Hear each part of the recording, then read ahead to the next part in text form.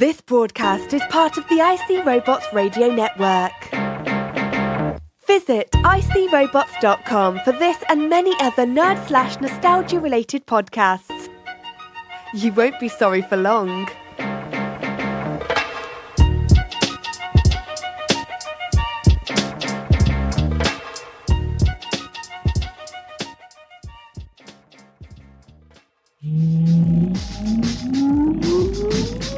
Countdown for blast off. X-5, 4, 3, 2, X-1, fire. I don't wanna grow up, don't wanna grow up. I don't wanna grow up, don't wanna grow up. I don't wanna grow up. I'm a Toys R Us kid. There's a million toys at Toys R Us that I can play with. Welcome to the Toys R Us Report, recorded live from inside the Pooptronic Cellular Undersea Base 0001, 6.5 miles below the ocean surface. He's a male model, not a male prostitute. He's your host, IC Robot. If you're looking for me, you better check under the sea. It is your dude, IC Robots, and I am not a hero, but I do sacrifice a bit of my week each and every week to make your week a bit less week. And this week it's gonna get slightly less week. We got a bit of an abridged show. We're gonna talk to AB Silver. As far as I know, he's on the line right now waiting for us. So we're gonna get some more Johnny Coin talk. I don't know, it's gonna be great. We're gonna do this, gonna do that, but I don't know, dude. Let's get the jump off jumping. You are listening to the Toys R Us Report. Mind over matter. Mouth in motion. Can't deny it, cause I'll never be quiet. Let's start this.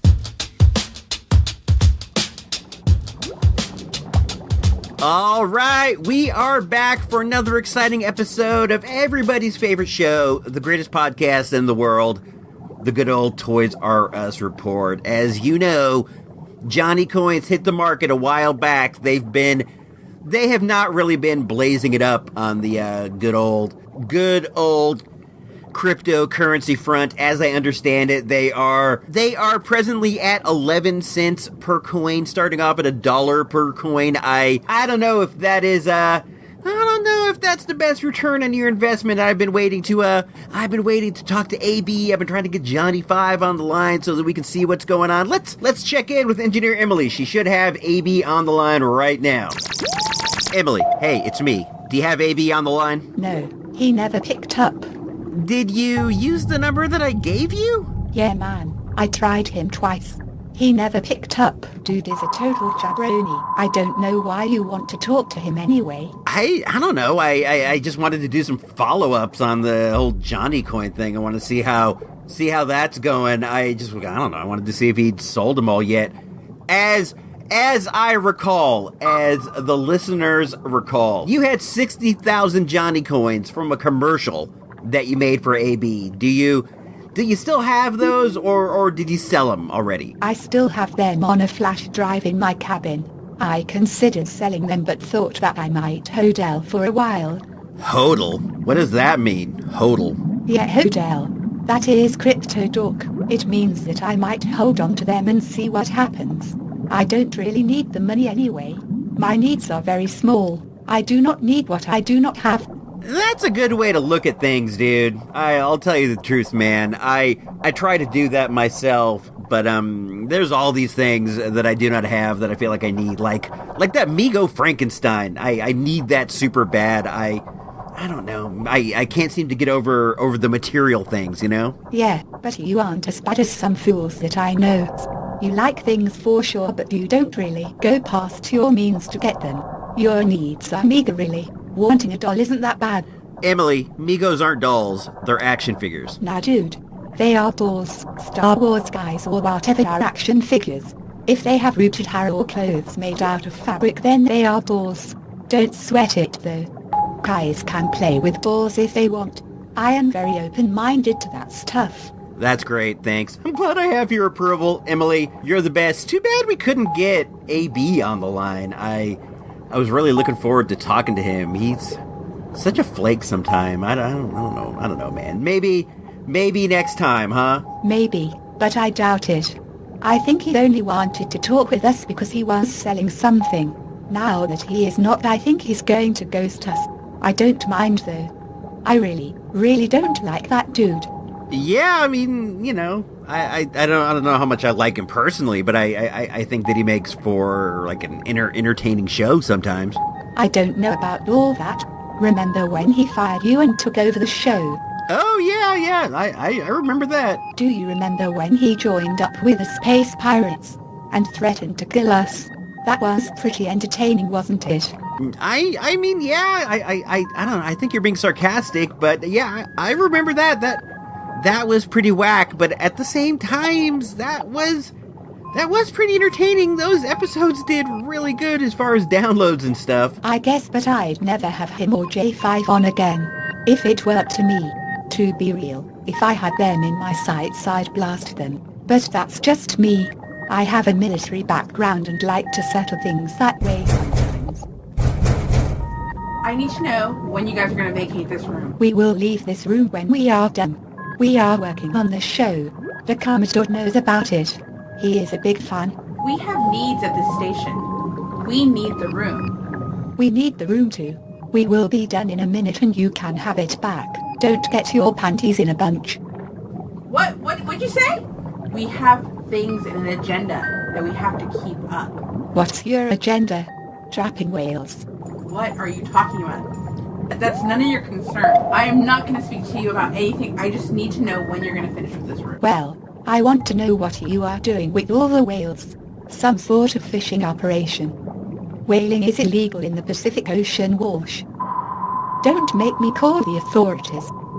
What'd you say? You have 2 minutes to get out of here. And don't think I'm not going to speak to the Commodore about it. I'm not going to stand for it. Dang, Emily, oh my gosh, you're gonna get us in trouble. You can't mouth off to Captain Walsh like that. Captain Walsh? She's Captain Walsh now. I thought she was a fish doctor or something. Yeah, she's a fish doctor, but check it out. I was talking to one of the other dudes, and she used to be a captain in the Canadian Navy. She led a submarine. Oh, great.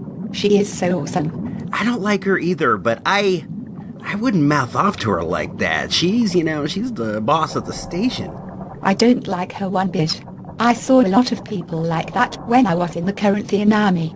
I didn't like it then, and I don't like it now.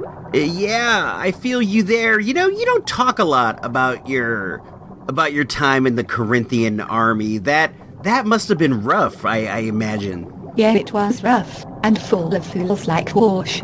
People like that get people killed. I've seen it all before. No, come on, it's not that bad. You really seem like you're on edge lately, though, Emily. I don't like being yelled at is all. I'll blow this whole place up before I let her yell at me like that. Blow this place up too? Come on, we'll get blown up as well. You don't mean that, do you? No, I don't mean it. I sort of mean it, but I don't really. I'm just really annoyed with all of this. Hey, me too, Emily. I'm super annoyed with all this. I thought I would like it down here, and it is kind of fun sometimes to see like weird fish or whatever, but it's not as cool as I thought it would be, but we gotta try to make the best of it. I mean, how many people even get to ever like be down here even for a second to see like a narwhal in real life? It's all super wild. We gotta take it for what it is. I guess you are right, but I would really like to go back to Callisto. I really knew my way around up there and they left us alone for the most part, so it was way more chill. Yeah, it was way more chill up there, but sometimes in life you're put in situations that you don't really like, but you gotta try to make the best of it. I find that in the future, all you really remember are the good parts anyway. I sometimes wonder if our brain kind of works to just keep the bad memories down and push the good memories up. That's a great thing, we tend to forget the worst. As my mom used to say to me that pain has no memory. I would like fall down and scrape my knee and she would just go, hey, don't worry, pain has no memory, meaning once you get past the the hardships, it's all just in the rear view from there. But Emily, I'm gonna call this segment. I will talk to you soon. Why don't you say goodbye to everybody? Yeah, talk to you guys later. I have some windows to clean. Yeah, me too, man. Those windows, they get dirty, you clean them. A few hours later, you gotta clean them again. Also, those fish doctors can look out and try to find narwhals. All right, let's move into the next segment known as At the Movies. In a moment, at the movies without Ebert, Siskel, or even that Jude Roper, but you got icy robots, so that's something, right? Dear Mr. Core, 3 days ago my son Bailey was taken by wolves. No one in the village will hunt them. My husband will come home from the war soon. I must have something to show him.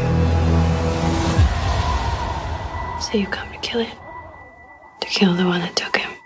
I came to help if I can. To explain this if I can. It's not the first time people died out there. The hillside is scattered with pieces of bodies. Hold the Dark, available only on Netflix.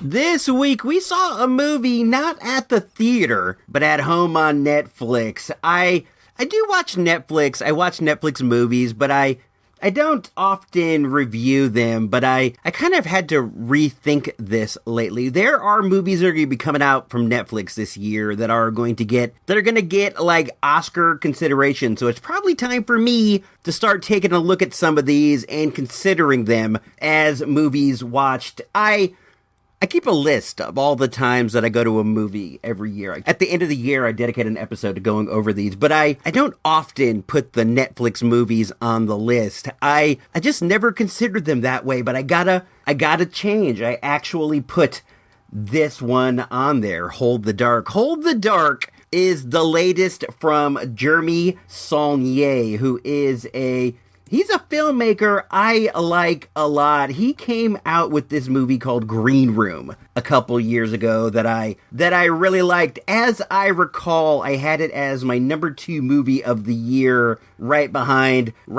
Sing Street. That was 2016, if I remember correctly. Green Room is the story of this small-time punk band that gets booked to play at a kind of a skinhead compound in Idaho when they witness a murder, and then they have to try to escape with their lives. Everything goes off from there. Great survival horror movie. If you have not seen that, I cannot recommend it highly enough. When I heard that his next movie was coming out, I said, that's great. I can't wait to see it. And then I saw that it was going to be on Netflix. I'm like, it's going to be for free in my house and I can go check it out. That's dynamite. So I waited till the day it dropped and I got together with the good old wife. She liked Green Room too, and we're just like, let's check it out. We did. The movie stars Jeffrey Wright, who you might know from Westworld, the TV show.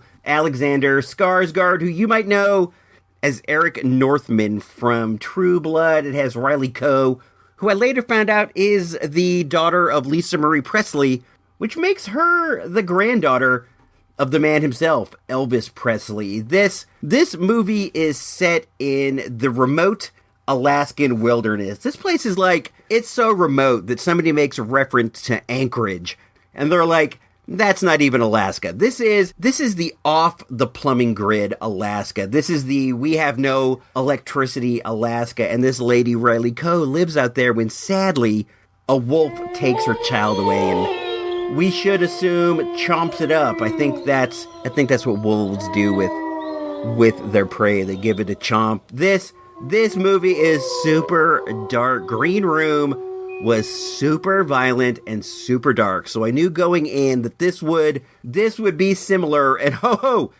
I am not disappointed in the darkness and the sadness in this movie. I don't always go for violence, but if I know going in that this is going to be some violent delight, like a Purge, like something like that, then I can deal with it. As long as there is like some kind of an idea or some kind of an artistic quality to it. I don't enjoy violence for violence sakes. I don't enjoy out of place violence. This is something we talk about all the time. Like I'm watching Arrow, and next thing I know, Arrow is plugging somebody in the forehead with a longbow bolt, and I'm just like, that does not seem like something the Ollie Queen I know would do. But when I tune into something like Hold the Dark, I definitely expect there to be blood. I definitely expect there to be violence. So I'm prepared for it. But I don't know what amount of preparation it would take to be ready for the amount of violence that I saw in this movie. There is one scene of extended violence that really shook me up. There's a shootout between the police and a crook that goes on and on and on and on, and it really shook me up. It caused me to have bad dreams that night. I had a dream that I was involved in the shooting. I did enjoy this movie. There is a lot of good dialogue, a lot of good acting. Jeffrey Wright plays it really low key, and he comes across like somebody who is not so much out of his element, but definitely in over his head. He's a writer. He wrote a book about wolves. He spent time living with wolves, and the baby's mother calls him as an expert to come down and to try to trap the wolf for her. And while he does hunt, and while he has lived amongst the wolves, he's not Mr. Backwoods Alaska as much as he is Mr. Write a book at home, but he does his best to come down and to track down the wolves, and things just jump off from there. It goes in this direction that I did not foresee. I thought that this was, while not as good as Green Room, was awfully good. If you already subscribe to Netflix, check it out, but be ready for some dark, violent stuff. But if you go in knowing that, you're gonna have a good time, I think. Not necessarily a good time. This isn't a feel-good type thing, but you'll definitely be left feeling as if I saw a good movie today. This would have been the type that would play at Summerfield Theater. That's the arty-farty theater we have around here. It is kind of an arty-farty type thing. Not 100% arts and farts, but there is a lot of arts and farts type filmmaking in this. The movie doesn't beat you over the head with what is going down. It's up to you to watch the movie and try to figure out what is going on. So in that regard, it is a bit confusing. I can see how this might bear repeated viewing, but due to the dark content, I don't know how many more times I would want to see this. While I did definitely enjoy this movie, and I definitely thought that it was a good movie, I was confused by a lot of what happened. Not necessarily the plot, but by a lot of the characters' actions, because not everything is explained in the way that you sometimes get in a movie. You know how sometimes you watch in a movie where they have like some kind of a plot or a scheme, and then they'll go through at the end and they'll show you every little step over again so that you know exactly what's going on. This is not that movie. This is a movie where you're watching weird things happen, and then at the end you're kind of left like, huh, that was cool. I'm not entirely sure why they did that, but I definitely did enjoy watching that. I liked it. I thought it was good. I'm a fan of Jeremy Saulnier. This movie was not as good as Green Room by any stretch, but it was better than a lot of the things that I have seen this year. The wife enjoyed it too. We had a nice time sitting on the couch. We ate some potato chips. We watched this in the comfort of our home. I didn't have to worry about people talking. I didn't have to worry about dudes flashing their cell phone and answering text. And I'll say that was definitely nice, but I didn't get the experience of going to the theater. I didn't get the good popcorn. I didn't get the soda. I didn't get all that fun stuff that I would get over there. But you got to take them where you get them. If they play a good movie on Netflix, I'm going to watch it. If they put the good movie in the theater, I'm going to go watch it too. So, with all that said, I'm the good old-fashioned Source Magazine Mike Meter, with 1 being a dud and 5 being an all-time classic. I am going to go ahead and give Hold the Dark 3.5 mics. 3.5 mics. Please drop by supportthereport.com and consider becoming a show patron for as low as a measly $1 a month. It's the right thing to do.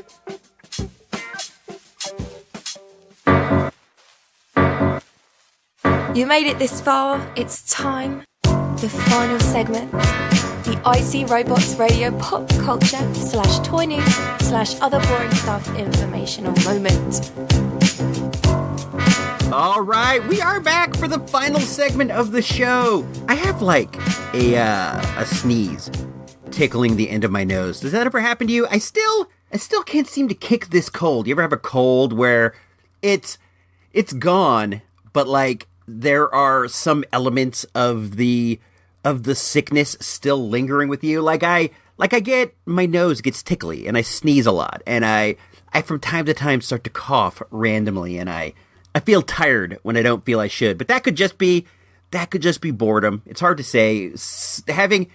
Having tiredness as a symptom, it's a tough one to pinpoint, because it could be that you're working too hard. It could be that you're bored. It could be any number of things. It's hard to say. At any rate, I still have like this sneeze. It's like right at the end of my nose, and I can't seem to get it out. Let's see what's going on. I posted up the panels from the Santa Rosa Toy Con. Those are over on Patreon. There's one from RJ Mitt, who you may know as Walt Jr. from Breaking Bad. Then there is another one from LeVar Burton, who you know him as LeVar Burton. He's Geordie LaForge. He's the guy from Reading Rainbow. Both of them are fun in their own way. RJ Mitt has a lot of positive thinking, a lot of positive thought, and he has some interesting theories on Breaking Bad. If you're a Breaking Bad fan, you might want to check these out. These are over at Support the Report they're for show Patreons. You can become one for as little as $1 a month. Every little bit helps. I'll just say that. The money goes for like hosting fees. The money goes for all sorts of stuff involved with the show. I don't know, stickers, what have you. So support the report. Consider becoming a show Patreon. It's great. I got a show that I'm working on for patrons only. I have the entire first one done. I want to wait till I get the entire second one done. Do you know what? I think that I am within shooting distance. So let's go ahead, and we're going to offer the first one up. Let's look at the calendar here, and we shall see. I want to drop it on let's see. This show is going to come out on October 10th. I am going to drop the first patron-only show on Monday, October 15th. It's an hour. It's super fun. I recorded a lot of it in my garage. I recorded it like when I was out on the road. It's really fun. You get a bit of a more candid view of the IC Robots universe. You get to hear me talking about junk in my garage when I'm recording videos. You get to hear me playing Miss Pac-Man and talking about my various Miss Pac-Man techniques. It's a lot of fun. It's going to be out on Monday the 15th on supportthereport.com. If you are so inclined to get down with that, you can do so for as little as $1 a month. You can get this RJ Mitt panel. You'll get the new POS, the patron-only show. You get the LeVar Burton panel.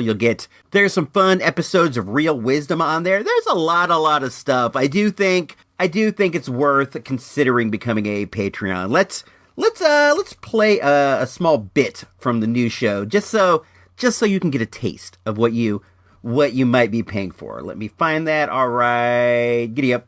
Catch those in the pants. You need to catch 3 pies in your pants in 30 seconds. I was going through some of these tapes that I got in the garage. I like to rip tapes and put them on YouTube. Like I said a million times already, I'm working on this YouTube channel, IC Robots Television, which I haven't launched yet, but I found an old episode of Family Double Dare. It is I guess it's the pilot, because at the beginning Mark Summers talks about how this is like a sneak peek of upcoming Family Double Dare. Let me take a sip of this. Right now. So, I'm ripping this, and I was playing a little Miss Pac. I I'm right now living like, this is like the perfect life I would have wanted as a kid. Watching Double Dare, playing my own Miss Pac-Man machine. I got it made. The 12-year-old me would have been so jealous right now. I can't believe it. Too bad I'm not the 12-year-old me anymore. Wouldn't it be fun to go back and let yourself know someday you'll have everything you ever want, but you won't have it now. You'll have it in the future. I really like messing around with like things I wanted when I was a kid. Like I said, I got this Miss Pac-Man machine because I always wanted one, and now I'm happy. I got a bunch of VCRs when I was a kid. I wanted a bunch of VCRs. Now I got them. You know, if you wait long enough, the things that you want will end up becoming worthless, and then you'll get to have them. Let's listen to Family Double Dare for a sec. More important, you get a trip to the Double Dare obstacle course. We have to say goodbye to a team that came so close to winning the McGoldricks. You have $200, and you also get our congratulations and a fabulous prize. Harvey, tell them what it is, please. Well, Mark, tonight they'll get a CD player from Shark, complete with programming features. Now the whole family can enjoy the latest in audio fidelity, Mark. Okay, it was a win at the buzzer, and now we're going to move over to the messiest minute in television right after this message. You all excited about this? All right, dudes, I'm going to go. We will talk soon. A lot of times what I'll do on this show is I'll be out in my garage doodling about, sometimes copying commercials from videotapes for the YouTube channel IC Robots Television. That's readily available on YouTube. A lot of fun to be had over there. I'll get my little handheld recorder that I bought, and I'll just talk about what I'm watching and what's going on. It's pretty fun. I played back the completed first one, and I thought it was a good time. It might make some decent background noise. That's gonna be available on the 15th on supportthereport.com. I hope to get one of those out every couple weeks. That seems reasonable. Support the report.com. Let's see what else is cracking. We got a couple voicemails, which is always fun. If you want to reach us, you can do so at 707-532-JAMS. That's 707-532-5267. That's the IC Robots hotline. You can call, you can leave us a message. It's a lot of fun. Let's check out the first one that we got here. Hey, IC Robots. Love the show. It's your boy Joe. I can understand all the things you're into, the comic book collecting, watching movies, collecting movies, collecting G.I. Joes. But there's a lot of stuff in the world like I don't get. Like I don't get being a baseball fan because it lasts like 7 months and they play like every other day, or stuff like being a U2 fan or remote control cars and boats. My question is there anything you just don't get? Like you just don't relate to this hobby at all? And I'm curious to know what it is.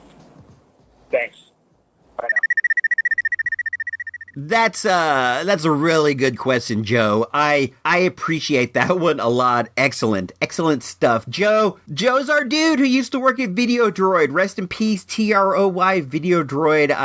I drove by there the other day and I saw that they're gutting the interiors for a new business, which is great. You don't want to see a vacant building, that's for sure. But I always liked going by and going to Videodroid. I saw it and I was so bummed out that I dipped over to Joe Video, which is on the other side of town by Food Max. I went over there and I'm like, I gotta buy something. I gotta make sure this doesn't happen to Joe Video. So I picked up a copy of Isle of Dogs on Blu-ray, a previously viewed Blu-ray. It was only $9. I was super happy, and I was also happy to see there were customers in the store renting videos, and I saw somebody else buy a DVD too. So I feel good about this. This was like an afternoon too. This wasn't like a Friday night or anything. So I was happy to see like 5 or 6 people milling around. So, but back to Joe's point, I get why people don't like baseball. It's very slow paced. Not a lot goes on. The season seems to last forever. But that's what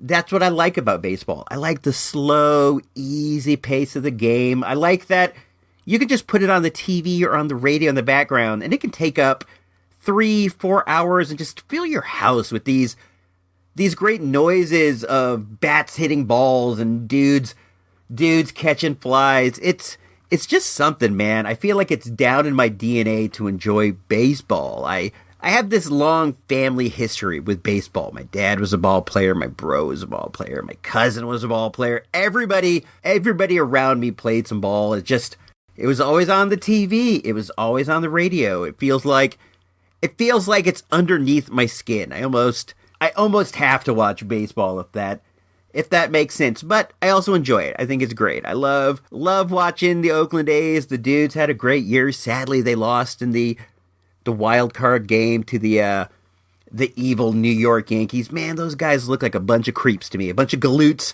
Their fans look like jerks.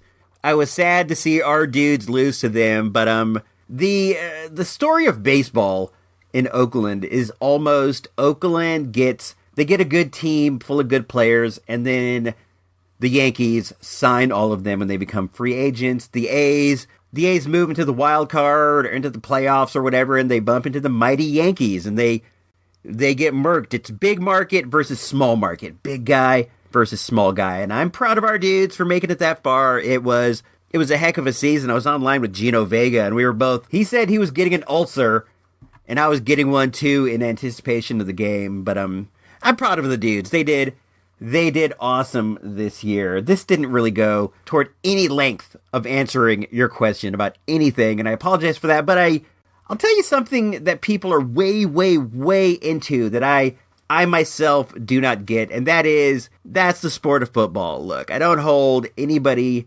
in any way a negative sense for liking anything. It's like what you want. I'm happy that you like what you like. I'm glad that this is there for you, but it's never spoken to me. It's too violent. It's too berserk. I don't really understand it all that much. I understand the rules. I know how to play football. I played my share of flag football. I've seen my share of football games, I guess. But the appeal just isn't there for me. While baseball seems like all wholesome and stuff. I realize, no big enterprise like that is all wholesome and stuff, but it feels like just nice and folksy and wholesome. Football seems like brash and violent and like in your face and sleazy, but that's just what I see from the outside. It's definitely not my cup of tea, but hey man, if you're into it, that's awesome. I never understood it on any level, and we'll go back to our dude, Gino Vega. He was posting some stuff about watching the Raiders, and I'm just like, seems weird to me that homie likes football, but then he explained it on an episode that football to him is like Saturday morning cartoons. It's this thing that comes out once a week that he can look forward to and that he can watch on Saturday or Sunday morning. Because I'm like, I get it now. I wish that it was cartoons, not football, but that gave me an understanding of it that I didn't really have before. But it's definitely not my cup of tea. I don't know. It's just not for me. Another thing that people are crazily into that I just do not get at all is Funko Pops. Again, if you like them, that's awesome. I like a lot of stupid stuff myself. I totally get it. I just don't really get the aesthetic of the Funko Pop. I way, way, way prefer the reaction figures that came out from Super 7, but they quit carrying them in Toys R Us, and then they're quit being a Toys R Us altogether, so I lost contact with the reactions. But I just don't get the whole Funko aesthetic. I don't like the shape of the Pops. I just don't like how round they are, I guess. I way prefer the vintage Star Wars style of the reaction figure. But again, that's just a matter of taste. People go crazy for Pops. Pops are like the biggest thing in the world. I go to the supermarket, I see Pops. I go to the bookstore, I see Pops. I go everywhere and I see Pops. When I was at the Santa Rosa Toy Con, there were like 2 or 3 booths that only had Pops. I'm just like, this is so crazy. I kind of wish that I was into them because it would make collecting like so much easier because they would be in your face all the time. But I just don't get the aesthetic. They don't appeal to me on a visual level. But I do think it's kind of neat how they have all the licenses. But I wish that they were like reaction figures, like more like action figures with all the licenses. I would think it'd be fun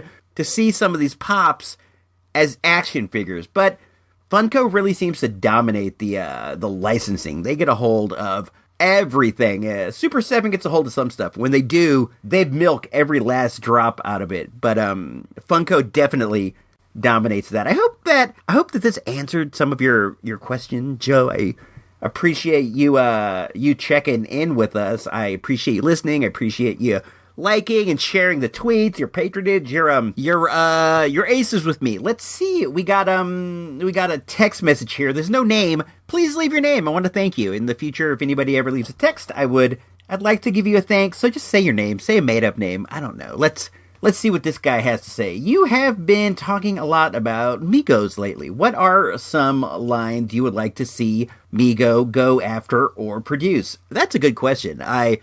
I was talking about this the other day. Some of the things that I would think would make really neat Megos are, what did I think?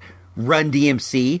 I think that would be really fun. I can imagine a great little DMC with the glasses and stuff and their hats. I would like to see that. You could make them in track suits, or you could make them in their, their standard leather jackets with the Adidas shoes. These would be super duper neat. I'd like to see Public Enemy with Chuck D and Flavor Flav. Flav could have a clock. That would be dynamite. The $6 Million Man. I would like to see some of that. WKRP in Cincinnati. I want to see Herb. I want to see Johnny Fever. I want to see Venus Flytrap. I want to see the big guy. That is Andy Travis. And then you got Lonnie Anderson and you got Bailey. This is a line that Mego seems made to produce. That would be a ton of fun. I imagine a Herb in like some grotesque suit. That would be super duper duper dope. What else? I would like to see some of the more current random TV shows, like maybe Law and Order Special Victims Unit. I don't know how good of one that is, but Mego was known for having these wacky licenses. I could see a little Olivia Benson, a little Ice-T.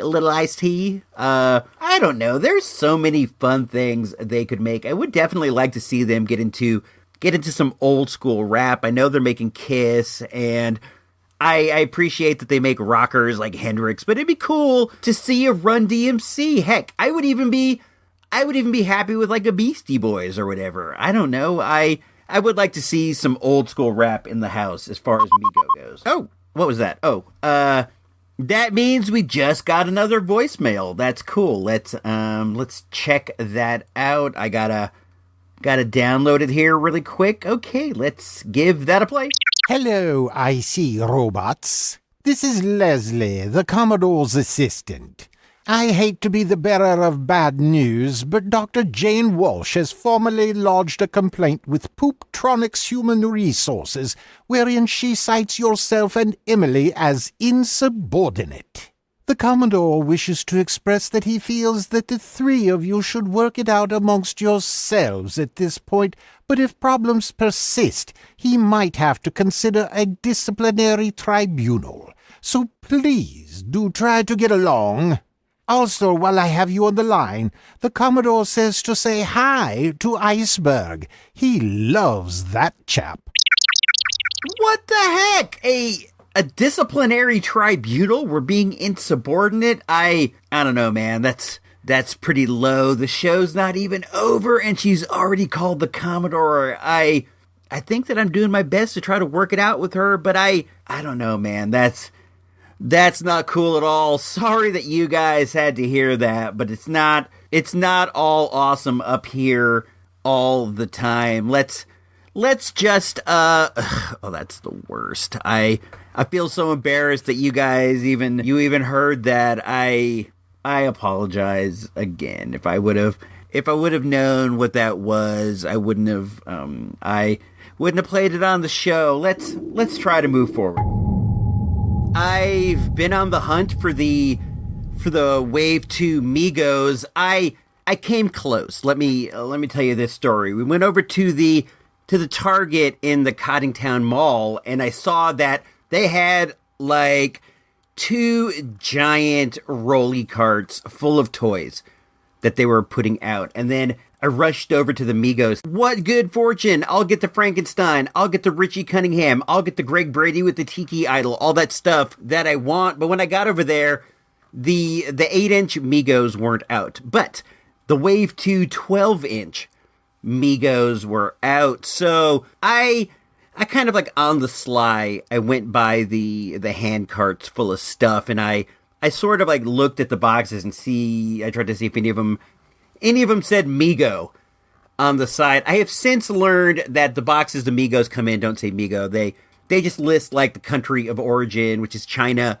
and they have some numbers and stuff. But I was still naive at the time, and I was looking for the Mego on the side. I didn't see it, but they had maybe 2 or 3 people putting things away. So I decided, what the heck? I am going to ask this kid if they know anything about what might be coming out. Usually when you ask a store clerk, they don't have a lot of information. It's not as if people specialize in a special area. You know, it's not like this homie always works in the toys. He knows the toys like the back of his hand. They all work all over the place, and they don't really have any vested interest in any of the merch. So it's really hit or miss. But I decided I'm going to ask the homie. But when you do this, it's tough because you want to try to avoid using jargon like Wave 2 or even words like Mego. I try to talk to them in the way that one would talk to a layman in the toy game. So I get the kid aside and I go, hey, over here, I've noticed that there are some new ones down here, like these ones. These ones are all new. I collect these, is what I kind of whispered to him, trying to play it so like maybe we'll get friendly. But I'm like, I collect these, and I said these ones down here are all new, and I was wondering, if there's any of the new ones in this style, and I pointed toward the 8-inch, and he goes, let me look in my phone. So he gets into his phone, and I don't know if he's connected to like some official Target like inventory software, or if he's connected to just the standard run-of-the-mill Target website, because he looks and he goes, no, it doesn't look like we have any of those in stock. And I didn't know how to take that. I didn't know if he meant to say there aren't any of the new Wave in stock, or there aren't any of just them in stock at all, because I've noticed that when you go on the Target website and you try to look and see whether they have, let's say Frankenstein at the Target in Petaluma, they just kind of say that they don't have anything. I don't know why that is.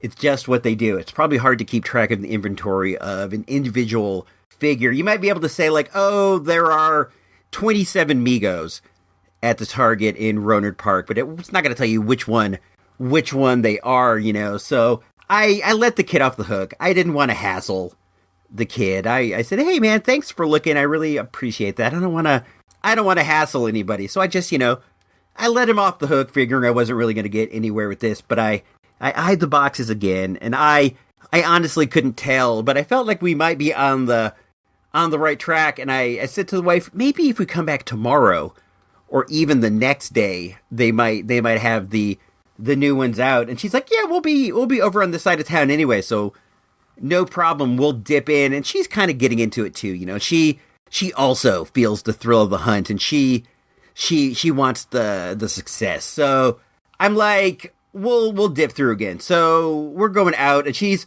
super nice about this stuff. She goes, do you want to go to the other Target and look? And I said, I kind of do, but I didn't want to hassle you about it or anything. She goes, no, let's go. It'll be fun. We'll go. So we went over there, and I was like looking all through them, and there weren't any new 12-inch or 8-inch. But as I was kind of like looking at the pegs, I noticed there was a Samantha from Bewitched. It's a very nice one. It's a female, obviously, and she's in the witch hat that she's in the animation at the beginning of the show. She's wearing all black. She has a witch's hat. She has some high heels. Kind of a cute figure. And I noted that, this was Wave 2 figures. Samantha is a Wave 2, but they didn't have any of the Wave 2 12-inch, any of the Wave 2 8-inch. So I didn't really know what to make of this. So I put it back, and I mentioned to the wife, yeah, I saw this one, but there weren't any of the other ones. And I thanked her for being nice enough to like drive around town and look at Megos with me. And we headed home, and then I was at home, and I'm just like foodling around on my Facebook on my phone while I'm sitting there getting ready to go to bed. And I I go through the Mego Museum. That's one of the Mego groups I follow on Facebook. And I recently got hip to a different one called the Mego Ambassador by Engineer Nerd, and this one seems to be more official. I've been following both. Both have been providing great information, but big up to Engineer Nerd for pointing that out to me. I noted that somebody in one of the groups posted how the Megos in his area had been moved to the area near the Marvel figures, that they had come down from the end cap. So I started thinking to myself, I wonder if they're all over by the Marvel figures, because I did not look anywhere else. I didn't want to take up the whole night looking for Megos, so I looked at the Mego section and then I dipped out. I went through the Blu-rays first. Anyhow, so I'm at home and I'm in bed and I start thinking, I wonder if they got moved. And I kind of start to fret about it a little bit, like, what if they were all there? And I was so close, but didn't do it. So next time we went in, which was actually the next day, we went to do something near the Target, and I rolled through really quick, and I just made note to myself, they were not anywhere else. But that Samantha was still there, which was weird. I really do want to know about the origin of this Samantha. On a side note, the wife came by and she's like, "Did you find him?" I said, "Nah." And I go, "There's this Samantha," and she looks at it and she's like, I really liked Bewitched. That was one of my favorite shows. I used to watch that on Channel 50 in the afternoon. She's like, "I think I'm going to get this." So she bought it. We have it out in our Halloween display right now. She's a cute little witch. It looks good. I like her. I don't go for the female Megs. We've talked about this before. Her hat doesn't fit on her head as well as I would like. You can't seem to pull it down far enough that it's all the way on her head. It looks like it's propped on the top of her head. The wife even tried pulling a tight ponytail, like a Betty Cooper ponytail, super tight, but we weren't able to fit it on there. I don't know. I have considered maybe heating it up and see if I could stretch it just a smudge, because it just needs a smudge. But either way, I'm fine. So I did get that Mego, or she got that one rather. We still have it in the house, so I do consider it to be one of mine. And then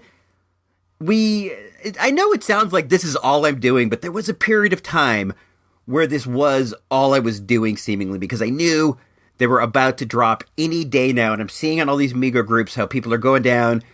The scalpers are getting all of them, and I wanted to get a Frankenstein. I wanted to get a Frankenstein and win this time. I didn't want to have to order it on eBay like I did last time. I wanted to find it in the wild. So we're doing this every day. So we decide we're going back to the other Target, the Cottingtown Target. And now when we get there are still no Wave 2s, but there are 3 Samanthas from Bewitched. The whole top row is Samantha from Bewitched, but there are no Frankenstein, there's no Gregs, there's no Joe from Facts of Life, there's none of that stuff. Super, super duper weird. But then I'm sitting around and I get the alert from one of the Mego groups that the Frankenstein Mego is available on Target.com right now. And I decided, I've been doing this every day. I'm going insane. I'm losing it. I'm just going to buy it. So I bought it. It's on the way presently. I very seldom, almost never, maybe even never order from the official website. I do get some later on eBay. I have done that, but I usually don't do that. I'll hunt. And then finally, if I have to admit defeat, I'll get them on the secondary market. Very seldom do I admit defeat ahead of time, but I was spending so much time doing this. Just if you consider the gas, it's worth it just to get it. So he's on the way here. I'll definitely have a review of that on the next episode. He looks delightful. I'll tell you what. Well, that's probably about it for this week, I think. My voice is starting to go. This cold is really doing a number on me. It's just hanging and clanging, and it won't go. I don't know, man. I'll be fine. This week, I think I might be back with another episode similar to this. I probably have seen Venom by then. I don't know what to make about this. I was not the number one Venom fan back in the day. As a matter of fact, I turned my back on Venom completely. There were people who were just bananas. There was a period of time where Venom, we're talking about the Marvel character Venom, the black Spider-Man monster looking thing that has a movie coming out this week. There was a time where Venom was the number one character in all of characters. He was on top, way above everybody. People were just into him. But I always kind of thought he was like a knucklehead character, like a like a Lobo, like a Cable, sort of like a Deadpool is now. I appreciate anybody liking anything they like. Enjoy what you enjoy. Don't care about what I think about anything, but Venom didn't appeal to me. He seemed like he appealed to, like, comic jocks. Not necessarily jocks, but, like, you know, sometimes there are, like, more jockey dudes who are into comics and superheroes, probably because they're so buffed. That's what I imagine. They look at Captain America and they're all, dig those biceps. I want to look like that. And they read comics. I don't know. We all read them for different reasons. I'm not judging. I'm just talking. But Venom seemed to me like it appealed to those comic jocks, much like Deadpool does, much like Cable, all those kind of guys. So I don't know what this movie's going to be like, but I'm going to check it out. Tom Hardy's a terrific actor. I went in with really low expectations, which is always good. You know, it makes it easier to be surprised by a halfway decent movie. So we'll talk about that a bit next week. That'll be fun.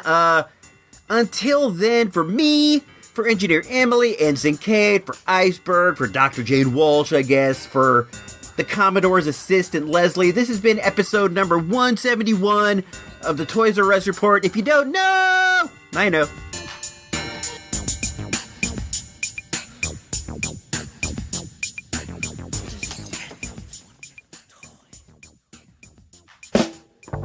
This has been IC Robots Radio production.